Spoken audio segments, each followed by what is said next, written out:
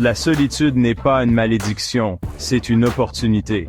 Une opportunité de se retrouver, de se comprendre, de se construire.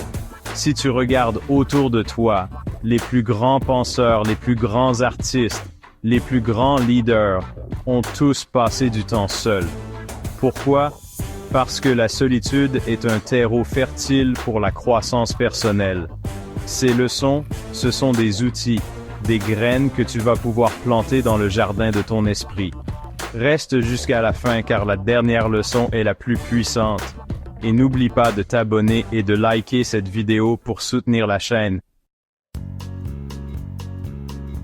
Marc Aurèle, Sénèque, Bouddha.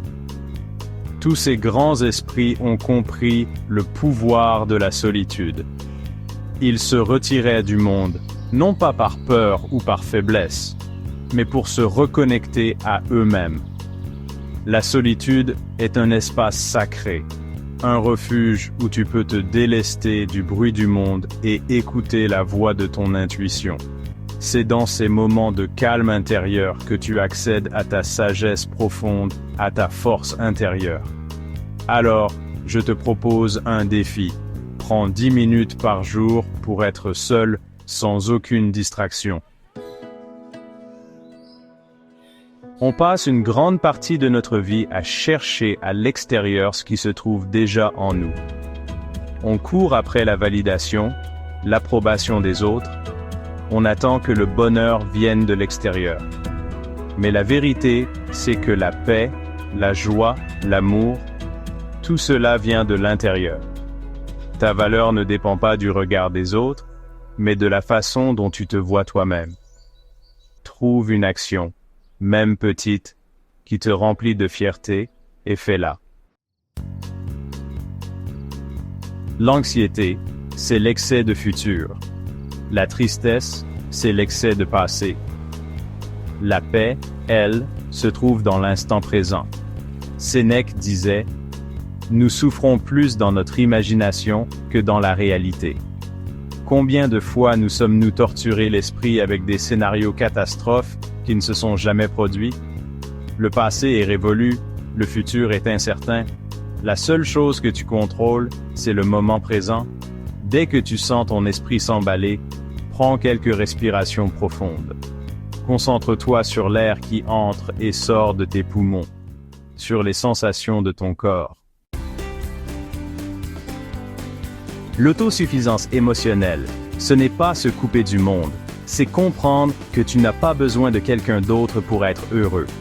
C'est apprendre à apprécier sa propre compagnie, à être à l'aise avec soi-même.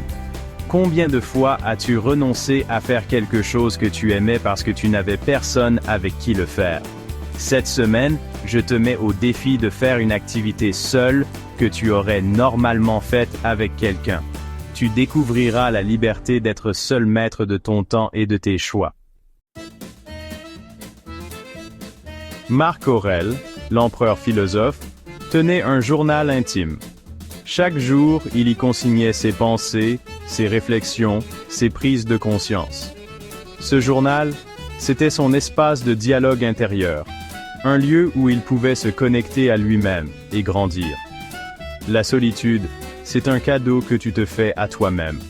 C'est un espace-temps dédié à ton développement personnel.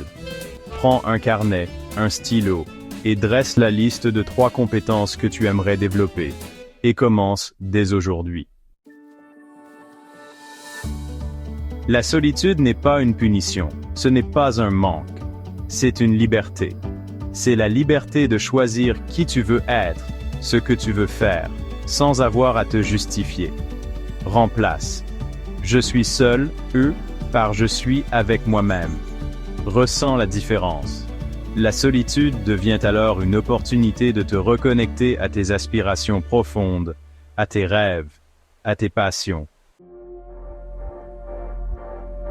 Parfois, le sentiment de solitude vient d'un sentiment de vide, d'inutilité. On a l'impression que notre vie manque de sens. Pour combler ce vide, il est essentiel de se connecter à quelque chose de plus grand que soi.